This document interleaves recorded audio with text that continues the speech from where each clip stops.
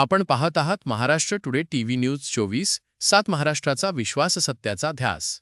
शेतकऱ्यांसाठी शासनाकडून अनुदानावर उपलब्ध करून दिल्या जाणाऱ्या खताचा काळाबाजार करून शासनासह बळीराजाची फसवणूक करणाऱ्या मनमाड येथील जय भोले फर्टिलायझर्सच्या चालकावर अखेर पोलिसांनी गुन्हा दाखल केला आहे। ठाणे, ता, नांदगाव येथील या खत विक्री केंद्रावर युरिया खताचा साठा उपलब्ध असूनही त्याची अधिकृत नोंद व कागदपत्रे न ठेवता खताची अवैध विक्री करण्यात आल्याचा धक्कादायक प्रकार समोर आला आहे।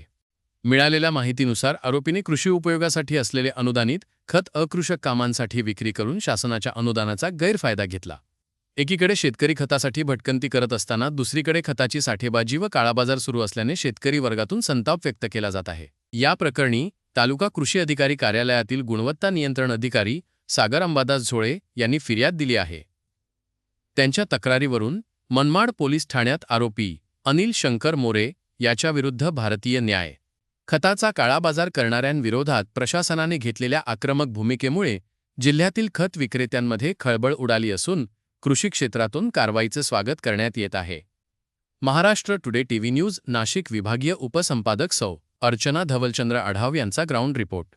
महाराष्ट्र टुडे टीव्ही न्यूज 24/7 महाराष्ट्रातील ताज्या, वेगवान आणि विश्वासार्ह बातम्यांसाठी आजच आमच्या चॅनलला भेट द्या। लाईक करा, शेअर करा, सबस्क्राईब करा आणि पाहत रहा महाराष्ट्र टुडे टीव्ही न्यूज 24/7 महाराष्ट्राचा विश्वास सत्याचा ध्यास।